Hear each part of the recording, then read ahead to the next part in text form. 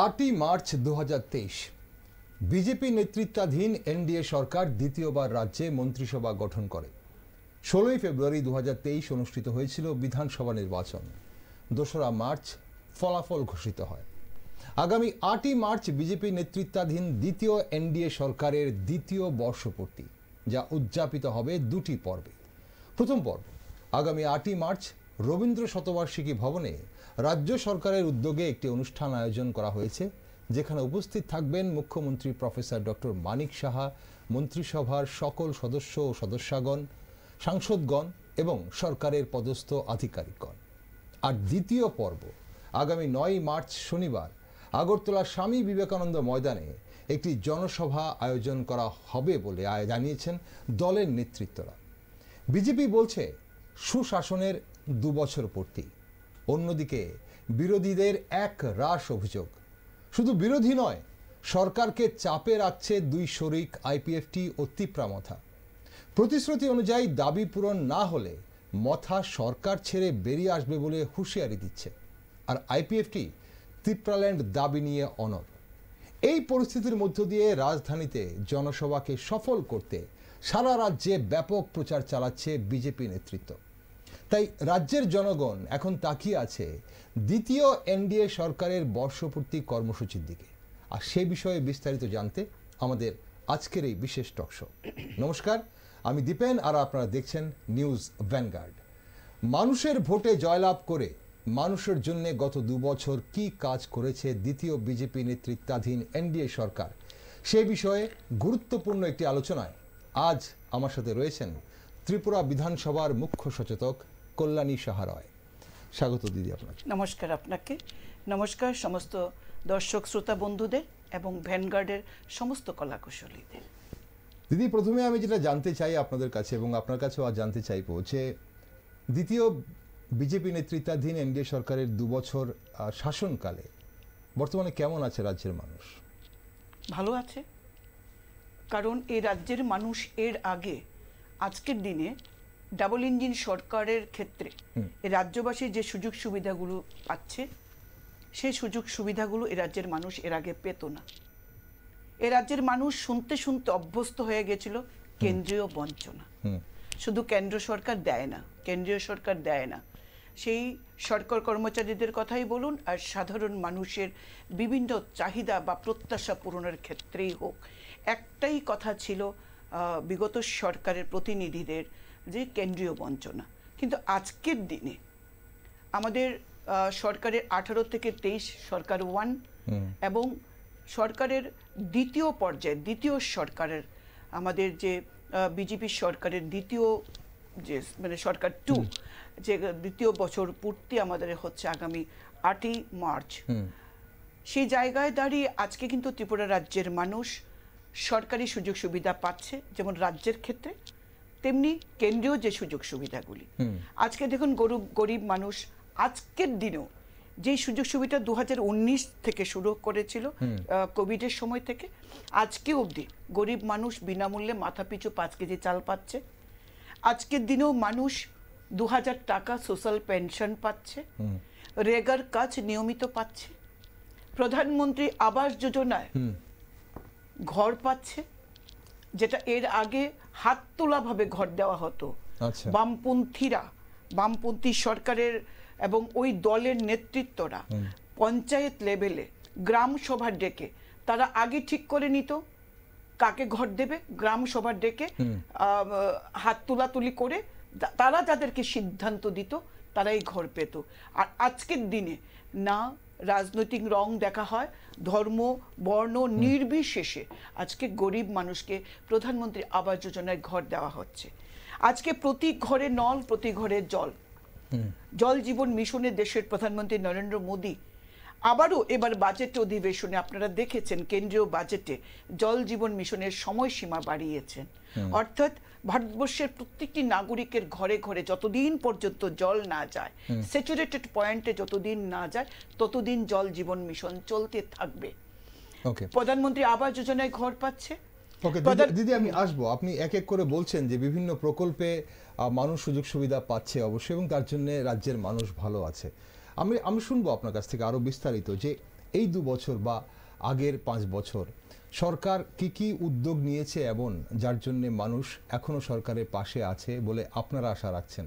এখন তার আগে এই যে বর্ষপূর্তি, আপনাদের দ্বিতীয় বর্ষপূর্তি, দ্বিতীয় বিজেপি নেতৃত্বাধীন এনডিএ সরকারের দ্বিতীয় বর্ষপূর্তি, দুটো কর্মসূচি গ্রহণ করেছেন আপনারা বলে আমরা জেনেছি। 8ই মার্চ রবীন্দ্র শতবার্ষিকী ভবনে সরকারি অনুষ্ঠান আয়োজন করা হয়েছে এবং পরের দিন অর্থাৎ 9ই মার্চ স্বামী বিবেকানন্দ ময়দানে জনসভা।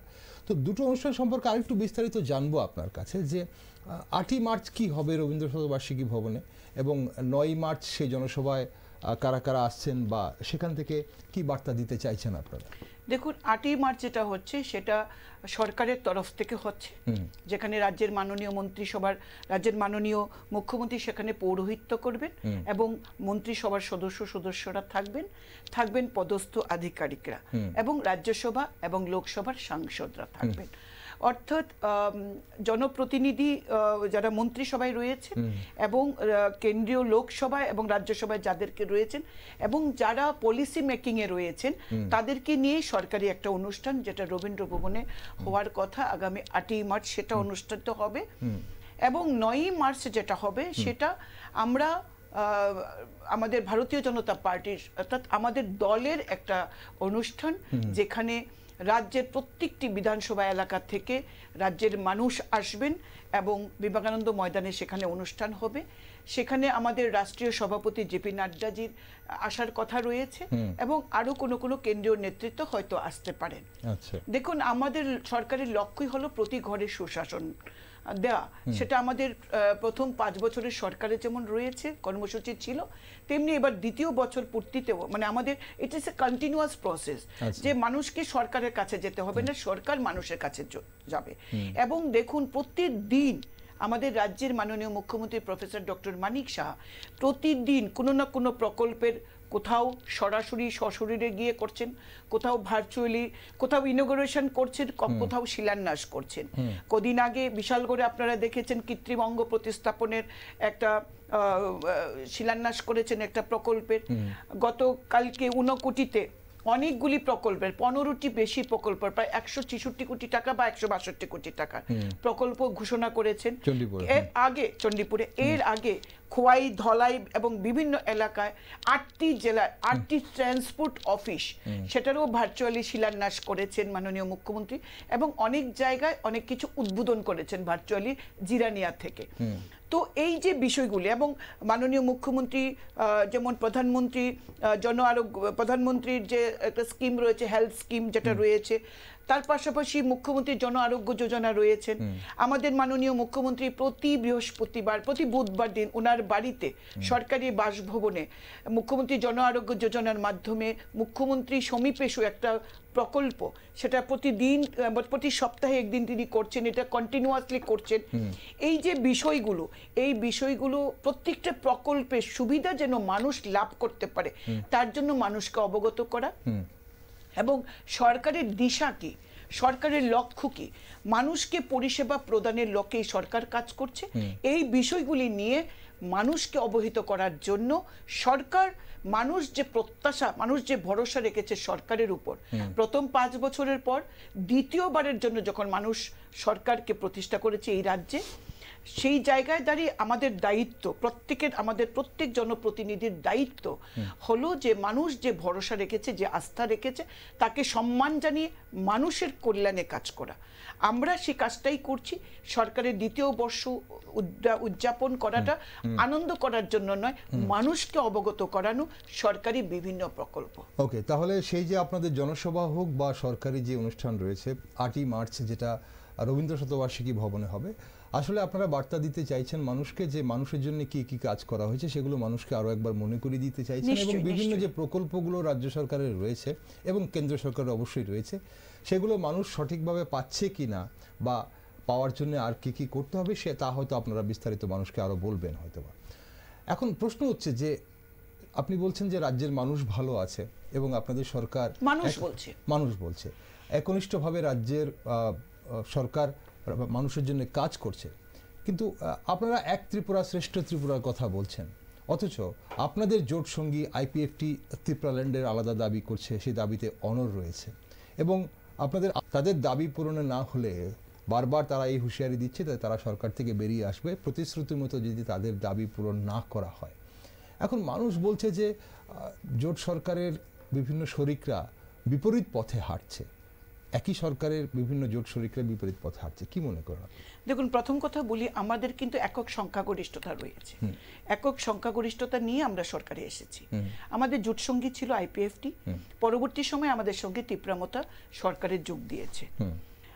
সেই সরকারে যোগ দেওয়ার ক্ষেত্রে যে শর্তগুলো, সেখানে কেন্দ্রীয় কমিটি, আমাদের কেন্দ্রীয় পার্টির যে কেন্দ্রীয় নেতৃত্বরা এবং আমাদের স্বরাষ্ট্রমন্ত্রী অমিত শাহের সঙ্গে সরাসরি তীব্রামতার চেয়ারম্যান তারা কথা বলেছেন।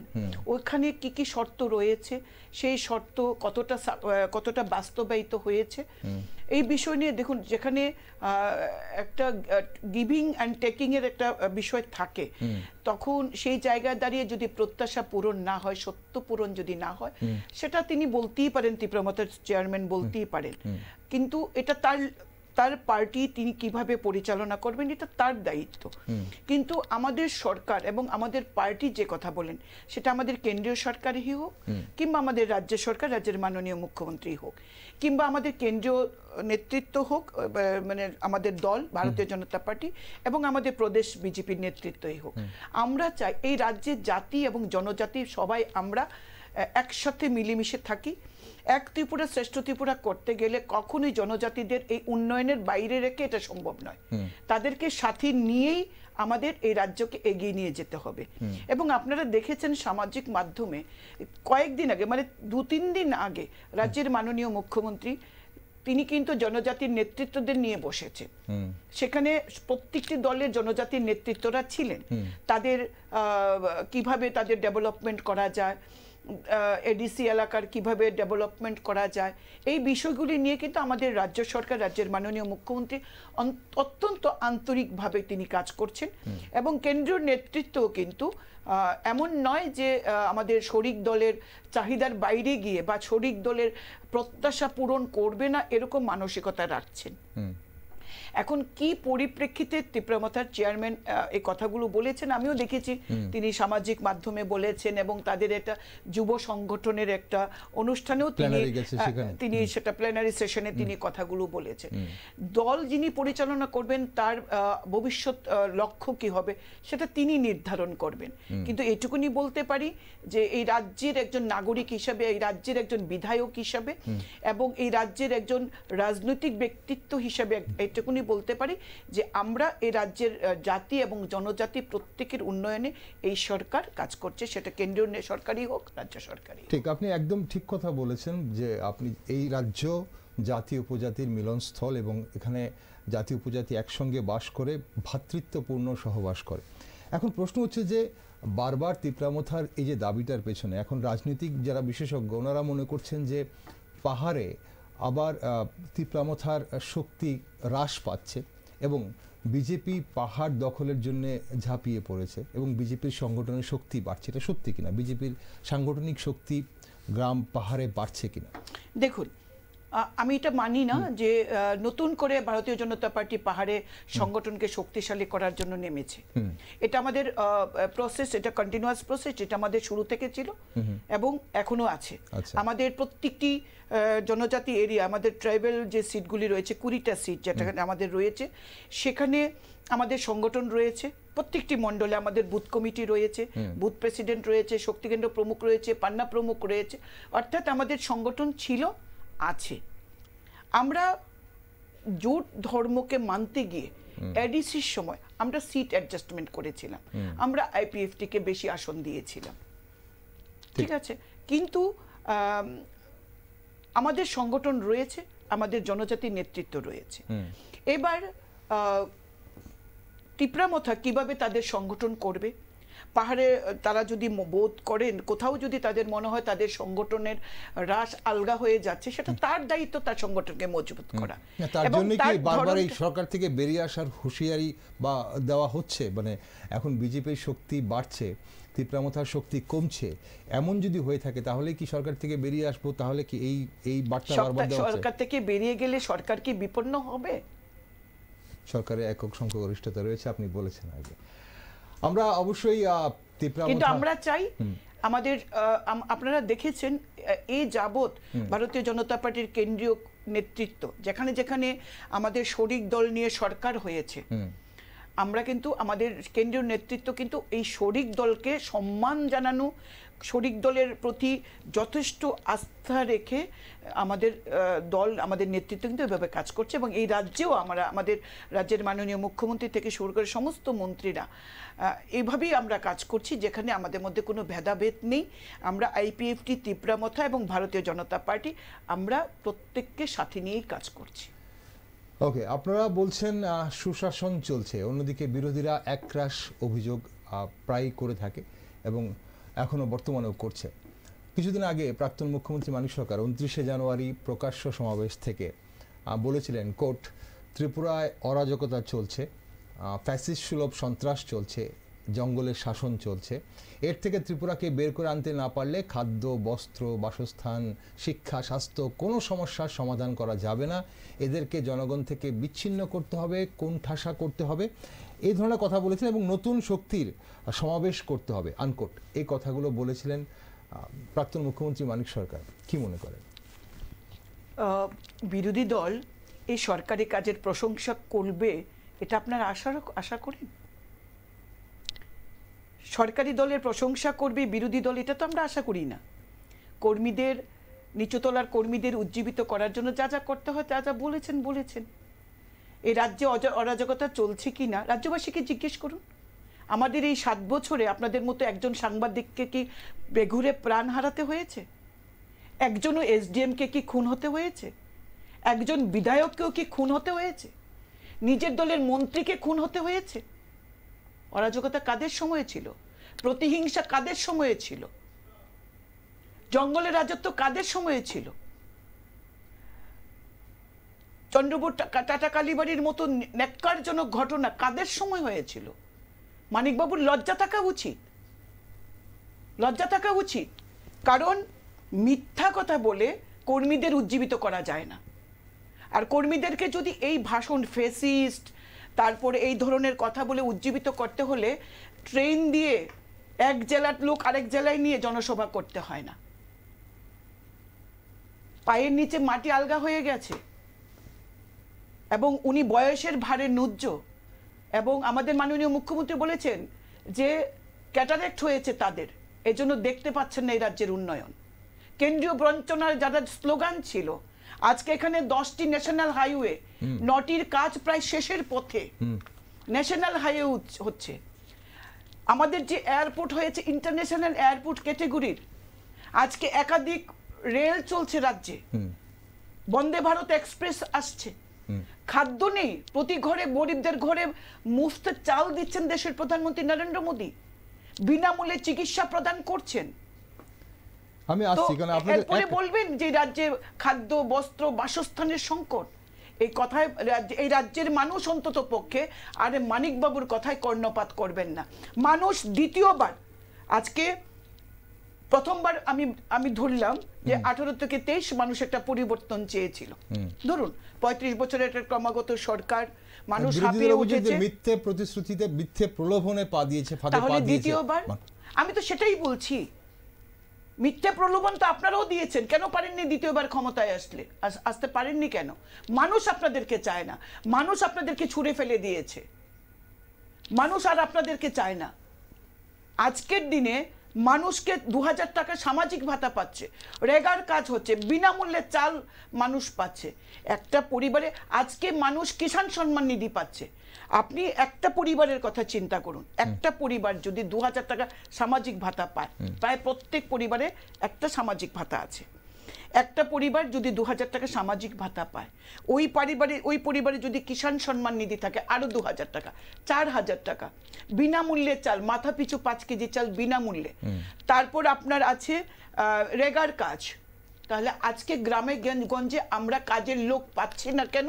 কারণ মানুষের ঘরে আজকে খাবার আছে, আর্থিক নিরাপত্তা আছে, আজকে জিডিপি হার বাড়ছে, মানুষের রোজগার ক্ষমতা বাড়ছে।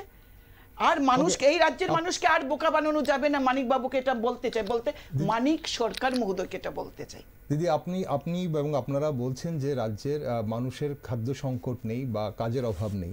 এখন অভিযোগ আসে এমন, বা বিরোধীরা অভিযোগ করে যে রাজ্যের যুব অংশের, বিশেষ করে উপজাতি যুব অংশের ছেলেমেয়েরা বাইরে, আমাদের রাজ্য ছেড়ে বাইরে যাচ্ছে কাজের সন্ধানে, এবং সেখানে নিম্নমানের কাজ করে কোনোভাবে জীবনযাপন করছে, এই একটা অভিযোগ আসে।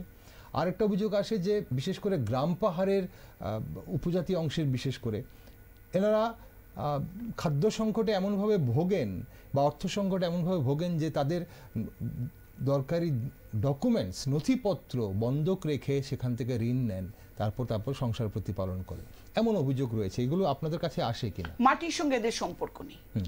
মাটির সঙ্গে যদি সম্পর্ক থাকতো এই কথাগুলি বলতেন না। কেন বলছি?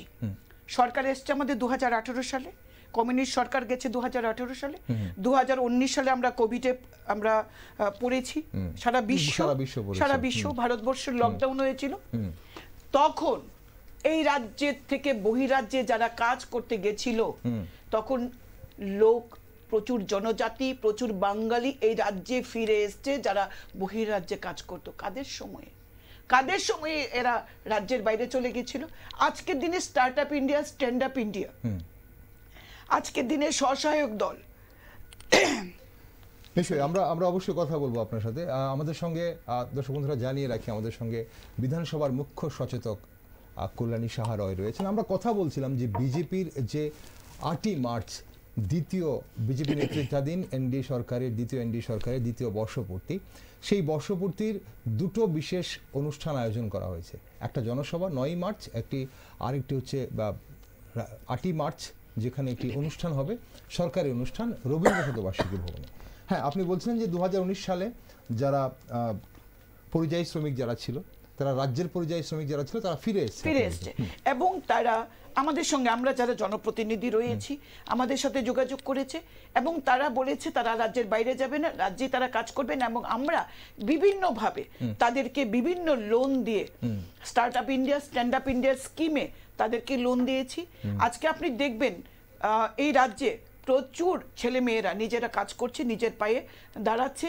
মহিলাদের স্বসহায়ক দলের সংখ্যা বেড়েছে। আজকে রাজ্যের প্রায় 50,000-এর উপর বেশি মহিলা আজকে স্বসহায়ক দলের সঙ্গে যুক্ত আছেন। মহিলারা আজকে আর্থিকভাবে স্বাবলম্বী হচ্ছেন।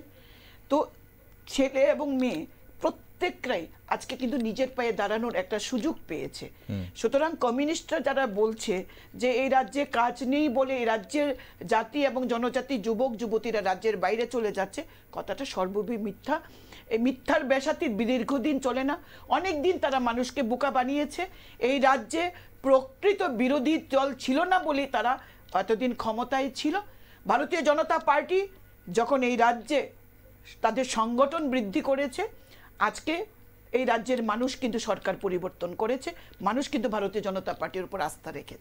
বিরোধীরা বলছে যে রাজ্যের যুবদের কর্মসংস্থানের সুযোগ তো নেই, সরকারি শূন্য পদগুলো পূরণ করা হচ্ছে না, সরকারি চাকরি হচ্ছে না, এবং অনেক শূন্য পদ রয়েছে, তাদের পরীক্ষা নিয়োগ অনেককেই তাদের চাকরিগুলো দেওয়া হচ্ছে না। এখন সেই ক্ষেত্রে আপনাদের কি মতামত? কাজের খোঁজে রাজ্যের বাইরে যাচ্ছে একাংশ, কিন্তু যারা সরকারি চাকরির আশায় রয়েছে তাদের চাকরি হচ্ছে না কেন? সেটাই বললাম, জন্ডিস আয় দিয়ে কিন্তু সবকিছু এলোই মনে হবে, হলুদই দেখা যাবে। তো ওনারা ওদের কাজই হলো সমালোচনা করা, বাস্তবের মাটিতে নেই। এতগুলো জিআরবিটি গ্রুপ সি চাকরি হয়েছে, গ্রুপ ডি চাকরি হয়েছে, টিএসআর এর চাকরি হয়েছে, এখন পুলিশের চাকরি নিয়োগ প্রক্রিয়া প্রায় শেষ, অর্থাৎ রিটেন, ভাইবা সব কমপ্লিট। টেটের মাধ্যমে প্রচুর চাকরি পেয়েছে শিক্ষকতার কাজে।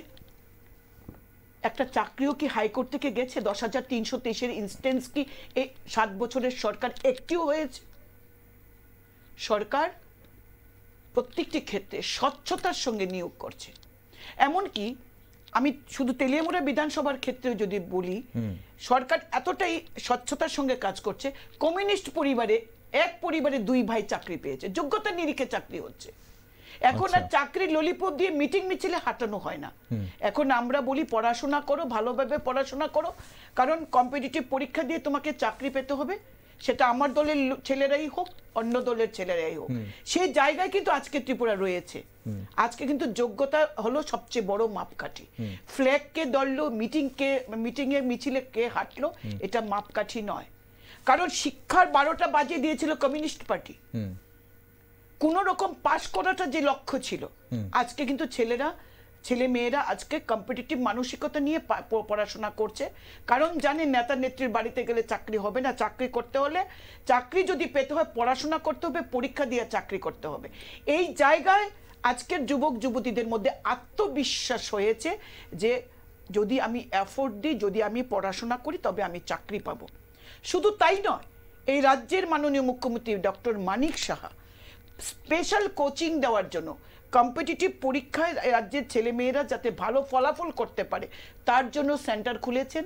সামাজিক মাধ্যমে, মুখ্যমন্ত্রীর সামাজিক মাধ্যম থেকেও তিনি সেটা দিয়েছেন যে রাজ্যের ছেলেমেয়েরা যেন এখানে কোচিং নিতে পারে। এমনকি আজকের দিনে আমাদের সরকার আইএএস ক্যাটাগরিতে আমরা দেখেছি ত্রিপুরার ছেলেমেয়েরা সেভাবে আইএএস পাচ্ছে না, কিন্তু আমাদের সরকার হওয়ার পর আমরা কিন্তু এই রাজ্যের ছেলে মেয়েদেরকে আইএএস কোচিং দেওয়ার জন্য, দিল্লিতে তাদেরকে প্রশিক্ষণ দেওয়ার জন্য আমরা তাদেরকে সরকারি সুযোগ সুবিধা দেওয়া হয়েছে প্রশিক্ষণ নেওয়ার জন্য, এবং ত্রিপুরা থেকে এখন কিন্তু আইএএস হচ্ছে। এটাই পরিবর্তন, এটাই চেয়েছে ত্রিপুরা রাজ্যের মানুষ। এই জন্য এই রাজ্যের মানুষের স্লোগান হলো বারবার বিজেপি সরকার, ফির একবার বিজেপি সরকার। ওকে, আপনি শিক্ষা নিয়ে এত কিছু বললেন, অবশ্যই যেগুলো আপনাদের সরকার করেছে, কিন্তু বিরোধীরা বলছে যে এই যে হাজার হাজার স্কুল বন্ধ করে দিয়ে, মার্চের নামে হাজার হাজার স্কুল বন্ধ করে দিয়ে আপনারা বেসরকারিকরণের দিকে ঠেলে দিচ্ছেন রাজ্যের শিক্ষা ব্যবস্থাকে। বিদ্যাজ্যোতি স্কুলগুলোর ফলাফল গত বছর খুব শোচনীয় ছিল, এবছরও হয়তো এইভাবেই হবে। এবং এই যে বিদ্যাজ্যোতি স্কুলের নাম করে যারা প্যারেন্টসদের থেকে বা স্টুডেন্টদের থেকে যে টাকা নেওয়া হচ্ছে তারও কোনো হিসেবপত্র নেই। এই ধরনের মানে শিক্ষা নিয়ে, এবং এনইপির বিরোধিতাও করছে বিরোধীরা, এখনও এনইপির বিরোধিতা করছে, এনইপি 2020 বিরোধিতা করছে। এখন শিক্ষাকে একদম জলাঞ্জলি দিচ্ছেন বলে কিন্তু তাদের অভিযোগ। তাদের অভিযোগ দেখুন, তাদের দ্বিচারিতার যদি কথা বলি তাহলে আজকে বলতে হয়, আপনার প্রশ্নের পরিপ্রেক্ষিতে বলতে হয় দ্বিচারিতাটা কোন মাত্রায়। আমাদের বিভিন্ন মিটিং হয়, বিভিন্ন কমিটি হয় বিধানসভাতে, যেখানে আমাদের স্যালারি পেনশন নিয়েও 18-র পরে আমাদের প্রত্যেকের জনপ্রতিনিধিদের একটা দাবি ছিল যে পুরনো বেতন ভাতা, পুরনো পরিকাঠামো আর যে বর্তমান বাজারের সঙ্গে মিলিয়ে বেতন ভাতা বৃদ্ধি করানো যায় কি না, তার একটা কমিটি করা হয়েছিল, যেখানে কমিউনিস্ট পার্টি থেকেও প্রাক্তন মন্ত্রীরা ছিলেন 2-1 জন। আচ্ছা, বিধানসভায় মিটিং হয়েছে কমিটি হলে, সেখানে দাঁড়িয়ে যেখানে ক্যামেরা চলছিল সেখানে বলছিল গ্রামে গঞ্জে খাবার নেই, খাদ্য নেই, চাকরি নেই, সুতরাং বেতন ভাতা বাড়ানো যাবে না। মিটিং শেষ, ক্যামেরা অফ, বলছে আমরা তো বলতে পারবো না, বেতন ভাতাটা যদি বাড়ান ভালো হয়। আচ্ছা, এই দ্বিচারিতা তাদের মুখে মানায়, আমরা এর দ্বিচারিতা করি না। আমাদের রাজ্যের মাননীয় মন্ত্রী অনিমেষ দেববর্মা ওপেন বিধানসভায় বলেছেন যে প্রত্যেক দিন আমাদেরকে মানুষের পাশে দাঁড়াতে হয়। সেই স্বাস্থ্যের পরিষেবা, কাউকে সোনোগ্রাফির জন্য পয়সা দিতে হয়, গরিব মানুষকে সাহায্য করতে হয়, জনপ্রতিনিধিদের কাছে মানুষ আসবেই, বিপদে পড়েই তো মানুষ আসে, তাদের পাশে আমাদের দাঁড়াতে হয়। তিনি ওপেন বলেছিলেন যে বেতন ভাতা বাড়ানো দরকার। সেই জায়গায় দাঁড়িয়ে আমি একটু মাত্র লজ্জা বোধ করি না, হয়তো কালকে প্রভাতী দৈনিকে অনেক বড় নিউজ হবে, কিন্তু দ্বিচারিতা তো করেননি। কিন্তু কমিউনিস্টরা দ্বিচারিতা করেন, আমরা দ্বিচারিতা করি না। শিক্ষা গ্রামে গঞ্জে এমন জায়গায় স্কুল করেছে ছাত্র নেই, 1-2 ছাত্র, কিন্তু আমাকে টিচার দিয়ে রাখতে হচ্ছে।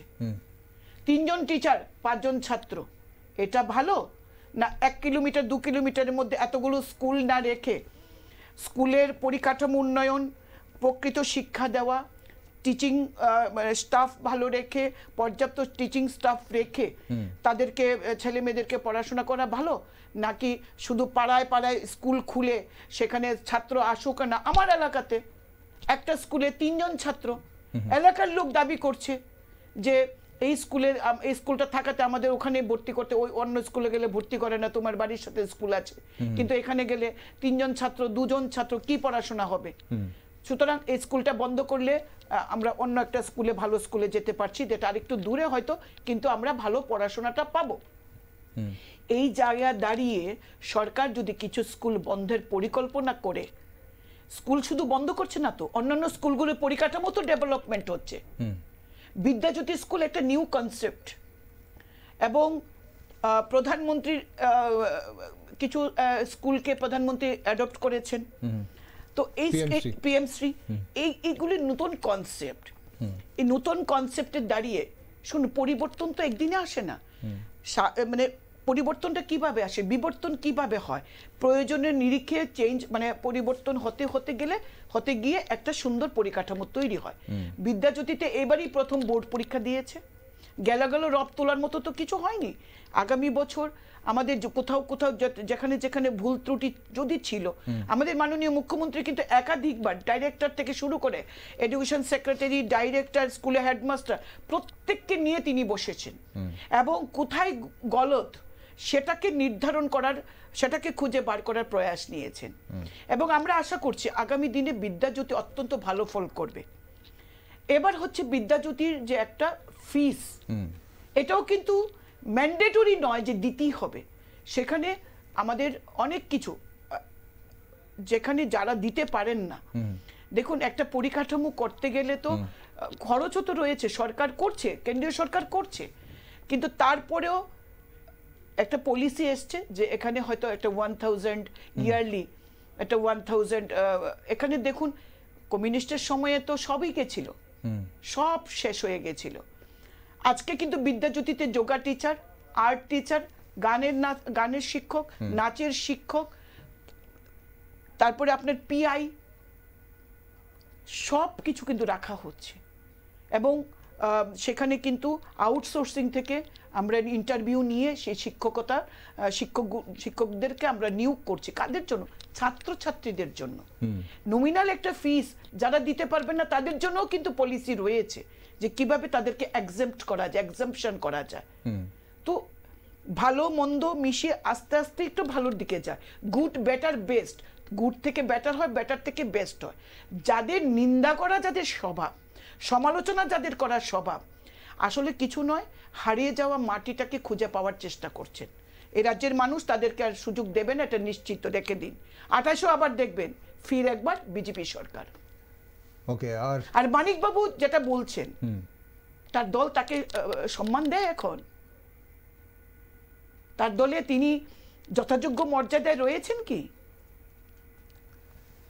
ওকে, আমরা আরো যদি অভিযোগের দিকে দেখি, আমরা বিরোধীরা অভিযোগ করেন নেশার বারবারন্ত নিয়ে, অবশ্যই অভিযোগ করেন, এবং প্রতিনিয়ত পাচারের সময় গাঁজা ধরা পড়ছে। আপনারাও কিন্তু বিগত আমলের যারা সরকার ছিল, বিগত সরকারের দিকে আঙ্গুল তুলেছিলেন যে একটা প্যারালাল ইকোনমি গাঁজাতে চলতো বলে একটা অভিযোগ ছিল, একটা ন্যারেটিভ ছিল। কিন্তু বর্তমানে আমরা দেখছি প্রতিনিয়ত গাঁজার এখনও ধরা পড়ছে, তার মানে গাঁজার চাষ হচ্ছে কোথাও না কোথাও।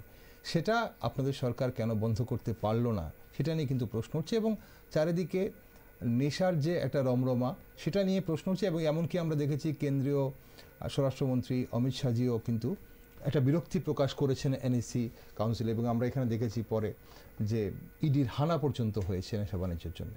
তো কোথায় সমস্যাটা, কোথায় হচ্ছে? মানে এবার শুনুন, আপনি বলছেন যে আমরা যখন অপোজিশনে ছিলাম আমাদের অভিযোগ ছিল, এটা সত্যতা ছিল, দ্যাট ওয়াজ দ্য ফ্যাক্ট, এটা সত্যতা ছিল। সিপিএম এর পার্টি অফিসে, এমনকি পুলিশের ঘরেও বাজেয়াপ্ত হয়েছিল গাঁজা।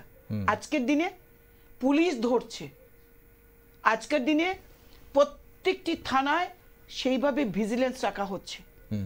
আমি বলি না রাতারাতি বিপ্লব হবে, কিন্তু আজকে কিন্তু অন্ততপক্ষে গাঁজার চাষ অনেক কমে গেছে, বন্ধ হয়ে গেছে আমি এখনো বলি না। এখনো পাহাড়ে বা দূর দূরান্তে এখনো হচ্ছে না, এটা আমি অস্বীকার করছি না, হচ্ছে বলেই তো ধরা পড়ছে।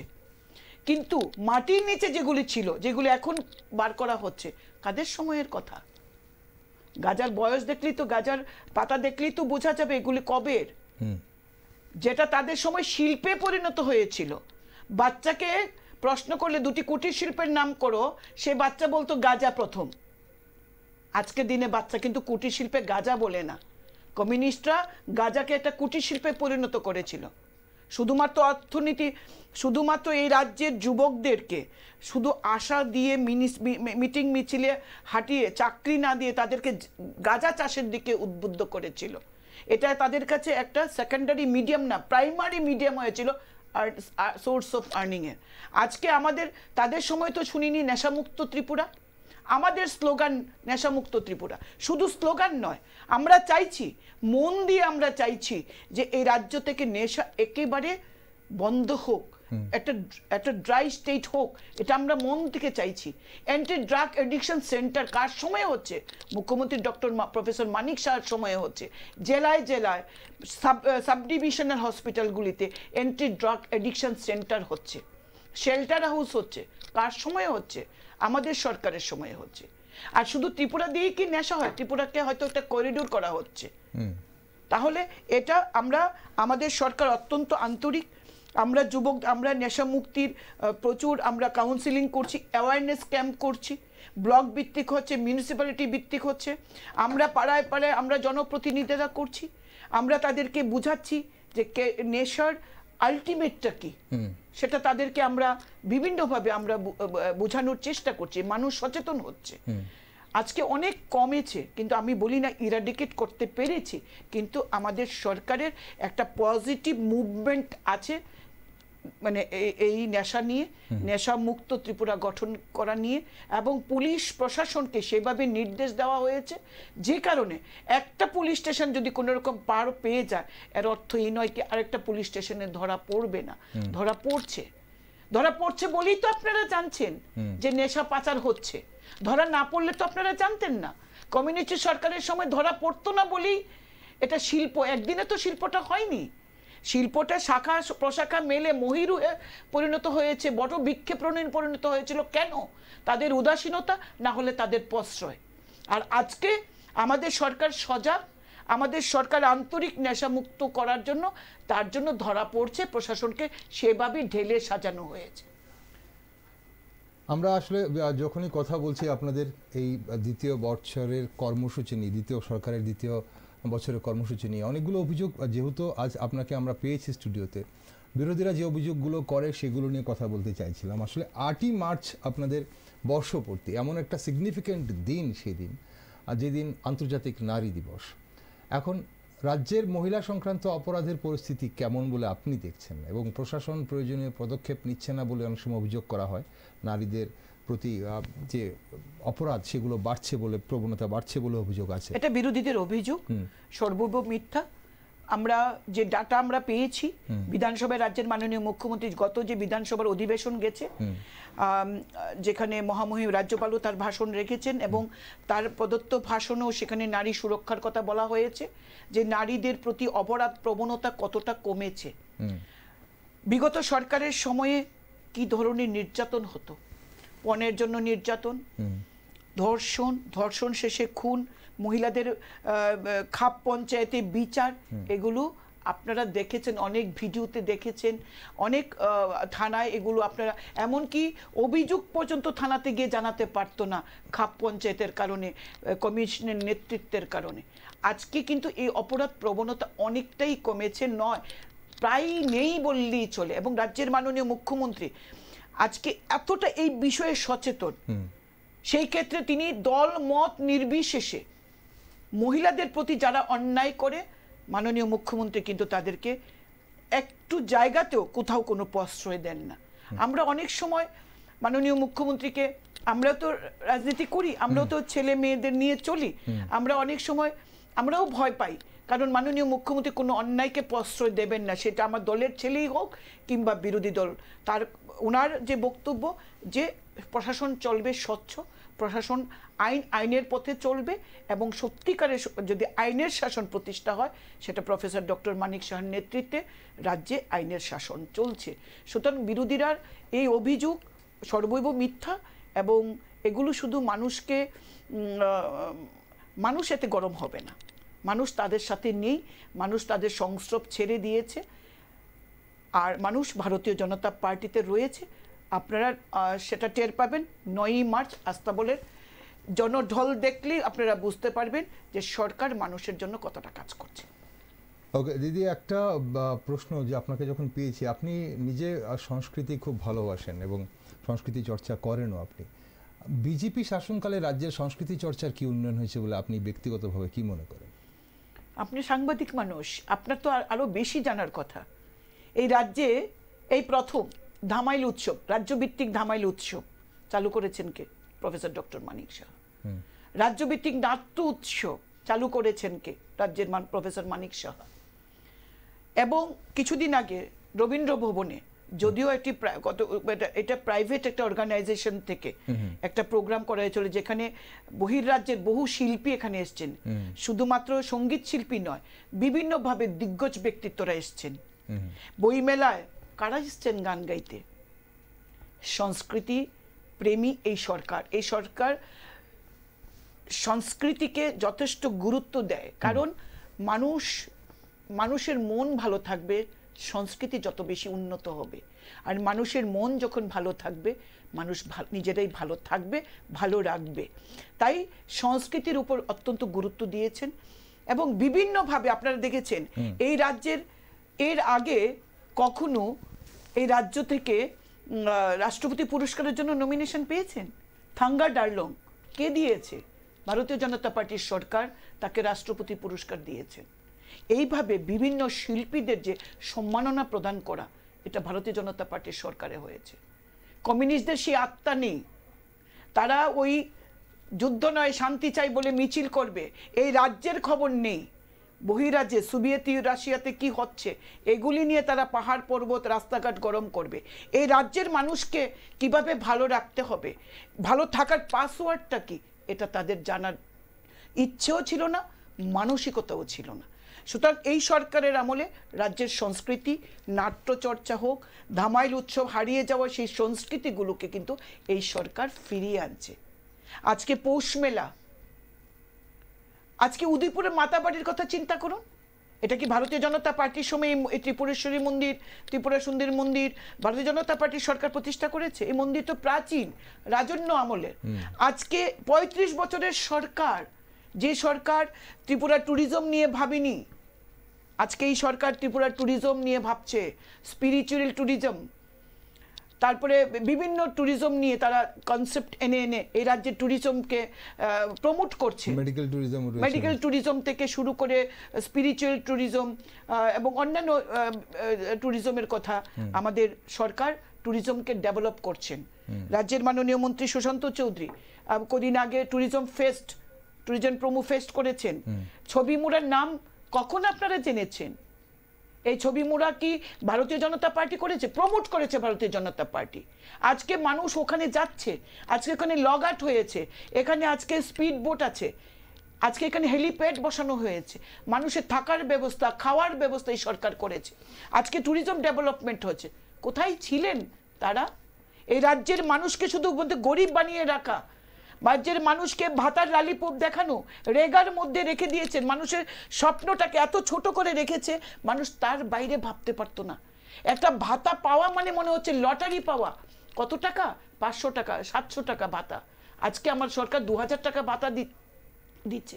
আজকে ট্যুরিজম, আজকে ত্রিপুরেশ্বরী মন্দির, সেখানে 51 পীঠ নতুন করে সেজে উঠছে। আজকে ত্রিপুরেশ্বরী মন্দির, প্রসাদ ব্যবস্থা, অনলাইনে প্রসাদ, এগুলি ভাবা যায়?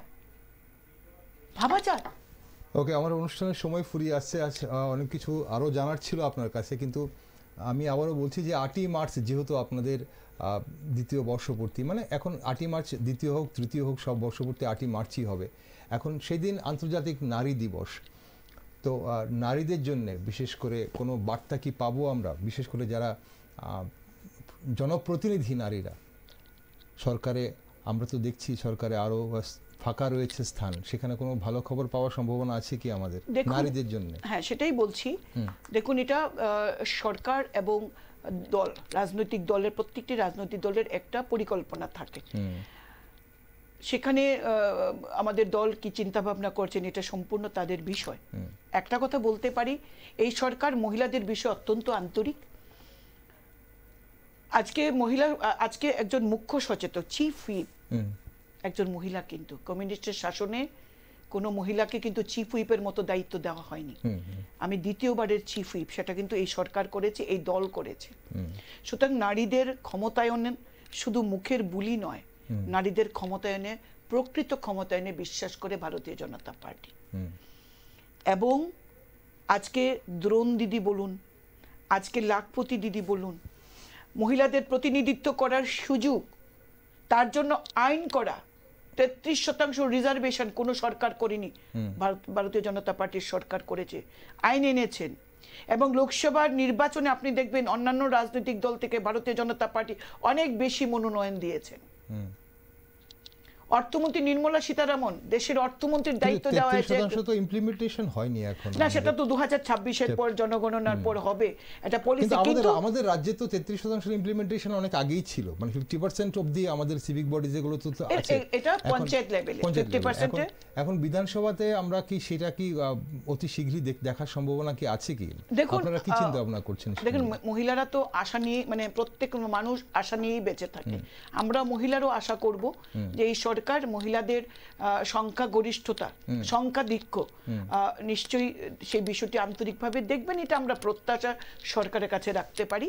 কিন্তু কাজ করার সুযোগটা দেওয়াই হলো সবচেয়ে বড় কথা। আমরা প্রত্যেক বিধায়ক অত্যন্ত স্বাধীনভাবে কাজ করার সুযোগ পাচ্ছি, যেখানে রাজ্যের মাননীয় মুখ্যমন্ত্রী এবং আমরা যখন যে বিষয়ে রাজ্যের মাননীয় মুখ্যমন্ত্রীর কাছে বা কিংবা রাজ্যের যে কোনো দপ্তরের মাননীয় মন্ত্রীদের কাছে গেছি, আমরা বিধায়ক, মন্ত্রী তো 12 জনই হবে না, এটাই তো কাঠামো, মন্ত্রী তো 12 জনই হবেন, কিন্তু কোথায় আমাদের এই অভাব বোধটা নেই যে আমি মন্ত্রী হতে পারিনি বলে আমি কাজ করতে পারছি না।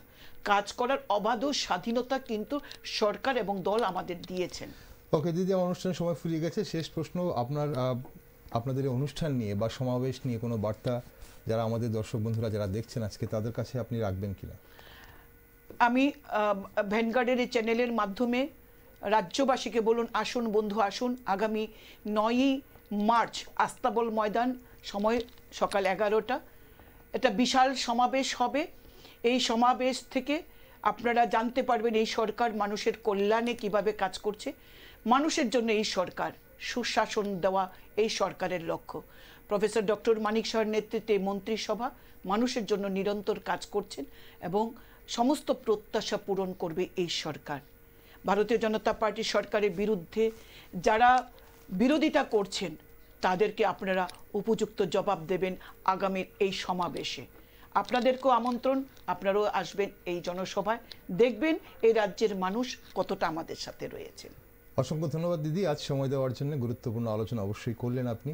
নমস্কার। আগামী দিন অবশ্যই আপনাদের সব কাজে আমরা নজর রাখবো এবং দেখবো আপনারা কিভাবে রাজ্যবাসীর সঙ্গে আছেন। আজকে সময় দেওয়ার জন্য অসংখ্য ধন্যবাদ। নমস্কার আপনাকে। দর্শক বন্ধুরা, রাজ্যে 2018 সালে পালা বদলের পর জনগণের ম্যান্ডেটে 2023 সালে দ্বিতীয়বার ক্ষমতায় ফিরেছিল বিজেপি আইপিএফটি জোট। পরে তৎকালীন প্রধান বিরোধী দল তিপ্রামথাও সরকারে যোগ দেয়। বিজেপির দাবি, বিভিন্ন জনকল্যাণমুখী কাজ করে রাজ্যের জনগণের সার্বিক ও সামগ্রিক উন্নয়ন করে চলেছে সরকার। তাই রাজ্যে বিজেপি নেতৃত্বাধীন দ্বিতীয় এনডিএ সরকারের দ্বিতীয় বর্ষপূর্তির জনসভায় মানুষ স্বতঃস্ফূর্তভাবে অংশগ্রহণ করবে বলে আশা ব্যক্ত করছেন বিজেপির নেতৃত্বরা। তাই 8ই মার্চ রবীন্দ্রভবন এবং 9ই মার্চ স্বামী বিবেকানন্দ ময়দানের দিকে তাকিয়ে আছে সবাই। এখন নজর রাখছি আমরা, আর আপনারা সব খবরের জন্য চোখ রাখুন শুধুমাত্র নিউজ ভ্যানগার্ডে।